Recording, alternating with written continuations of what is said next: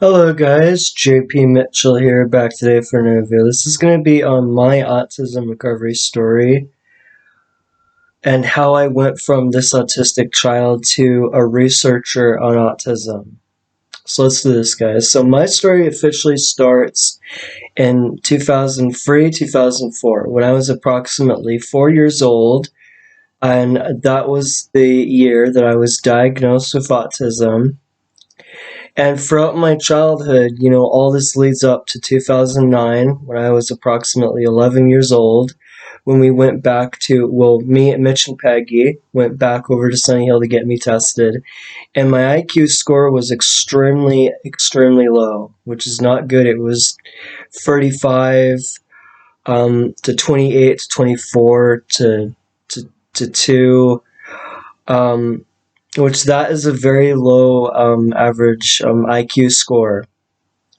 So once I was placed onto the moderately autistic scale, then we took that diagnosis to Suk Options, aka SOCLA, and Mitch and Peggy had to prove that I had the early diagnosis of autism in order to get in there. And so once we did that, then we got the 2-year gap filled up, which is where, all right, so let me explain it. So if you have a child coming in at, let's say, free, where the chronicle age is free,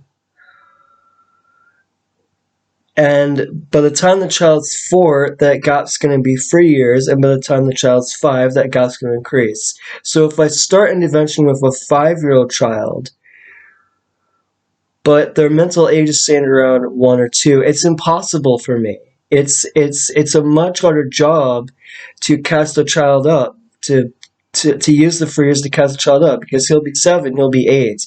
It's a much harder job to acquire all the skills that a 7 or 8-year-old needs, but it's not so difficult to acquire all the skills that a 2-year-old needs.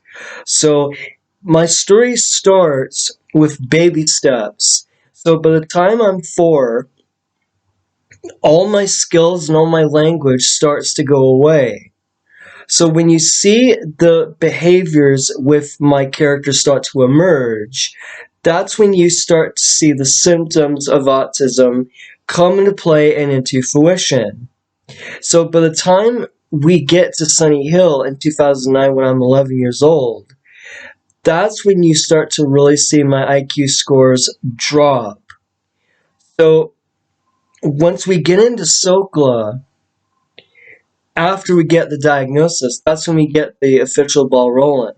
So it takes about 3 years to catch me up on learning, reading, talking, speaking, and communicating with all the other members of SOCLA.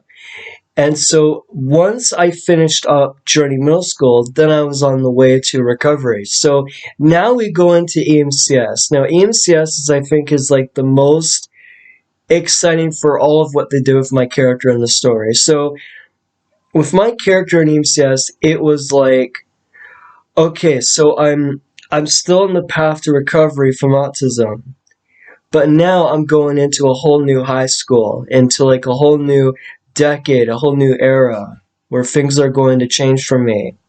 So once I was in EMCS, and once you start seeing me, hugging my peers, making friends, saving one of my classmates, Peyton, from a bully. Once you see me start to do all of that, standing up to Jacob, Kelvin, Natasha, who were picking on me. Once you start seeing me telling Dustin to leave me alone and all that, leave Peyton alone and all that. Once you see me doing all of that, then you know that I'm no longer that child at the age of 4 that was diagnosed with autism all those years ago. My symptoms were gone, my diagnosis was gone, and then I was just and then my journey from autism to recovery was over at that point.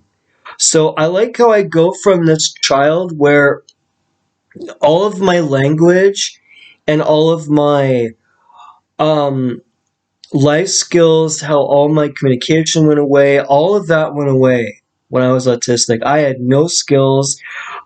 Mitch and I were in Souk one day, and I was, throwing like the biggest temper tantrum.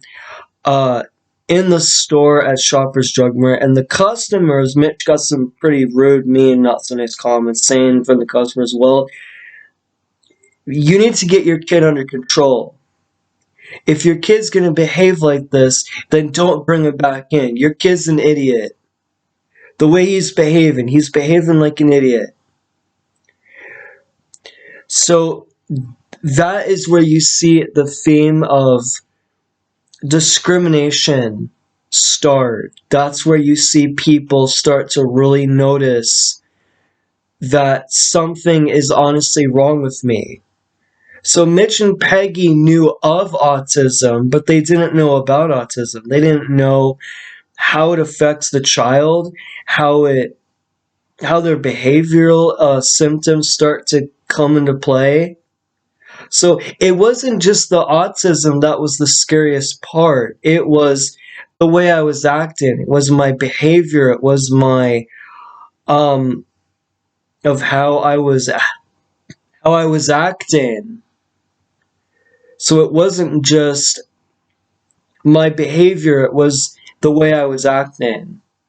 So now I'm a researcher on autism full time, and I know now what autism is. So my advice to you parents out there is just to share this video with a family member or a friend or just someone who has a child with autism, to get my message across, to know that in order for your child to receive or to get the therapy, they need the early diagnosis, they need the brat diet, they need the GAPS diet, they need the intensive behavioral intervention program set up by the ministry, and they need funding to receive the therapy and treatment that that your child desperately needs. So my advice to you parents out there is just start with the diet, with the GAPS diet or the brat diet, or whatever diet you prefer. Get the early diagnosis, because the younger your child starts, the better their chances are. Get help from contact the Ministry of Children and Family Development. That's one key. Get some therapists, get some occupational therapy, get some speech therapy.